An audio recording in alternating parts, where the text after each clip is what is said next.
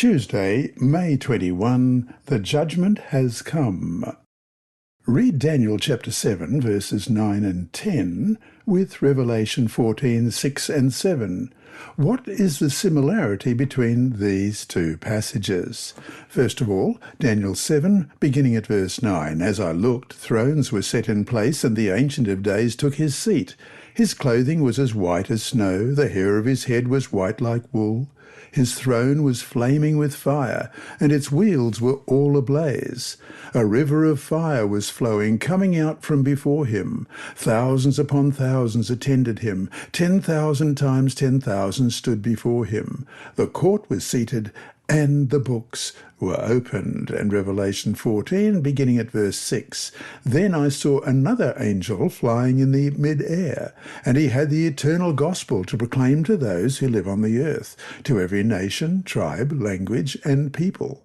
He said in a loud voice, "Fear God and give him glory, because the hour of his judgment has come. Worship him who made the heavens, the earth, the sea, and the springs of water." The judgment is a prominent theme throughout the Bible, for God will bring every work into judgment, including every secret thing, whether good or evil, we read in Ecclesiastes 12:14. Jesus pointed his hearers to a future time of judgment when every idle word men will speak, they will give account of in the day of judgment, in Matthew 12:36. The Apostle Paul adds, God will bring to light the hidden things of darkness, and will make manifest the counsels of the heart, in 1 Corinthians 4, verse 5. The angelic messenger said to John in Revelation 14:7, "The hour of his," that's God's, "judgment has come." Read Revelation 22, verses 10 to 12. When Jesus returns, what is the fate of all humanity? What clear declaration is made to John? Revelation chapter 22, beginning at verse 10. Then he told me, "Do not seal up the words of the prophecy of this scroll, because the time is near. Let the one who does wrong continue to do wrong. Let the vile person continue to be vile. Let the one who does right continue to do right. And let the holy person continue to be holy." Since Christ came to give out his final rewards, there must be a judgment before that to show who will receive what reward when he comes. When Christ returns, there is no second chance. Every human being has had sufficient information to make their final, irrevocable decision for or against Christ. Read Matthew 25, verses 1 to 13. Why does Jesus relate so differently to these two different groups of believers? Matthew 25, beginning at verse 1.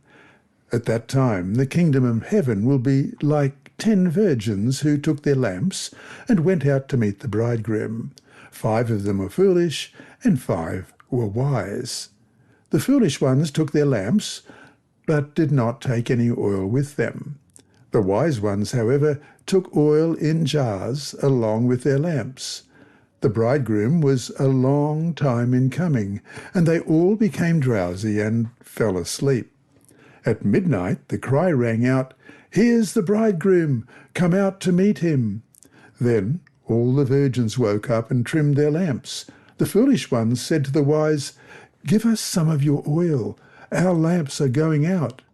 "No," they replied, "there may not be enough for both us and you. Instead, go to those who sell oil and buy some for yourselves." But while they were on their way to buy the oil, the bridegroom arrived. The virgins who were ready went in with him to the wedding banquet, and the door was shut. Later the others also came. "Lord, Lord," they said, "open the door for us." But he replied, "Truly I tell you, I don't know you. Therefore keep watch, because you do not know the day or the hour." In The Great Controversy, page 428, we read, "When the work of investigation shall be ended, When the cases of those who in all ages have professed to be followers of Christ have been examined and decided, then, and not till then, probation will close and the door of mercy will be shut. This is the one short sentence.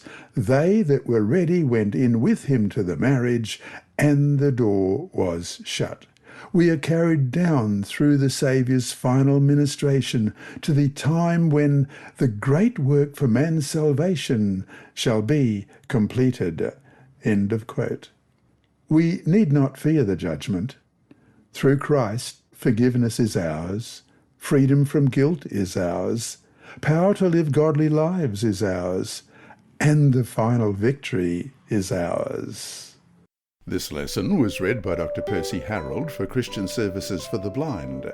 Sponsored by the Sabbath School Department and distributed through Hope Channel Australia, this podcast is also redistributed by Hope Channel Germany, Christian Record Services for the Blind. It is also available on SoundCloud and through multiple podcast distributors, including Apple iTunes. And you can listen and watch at the same time on YouTube.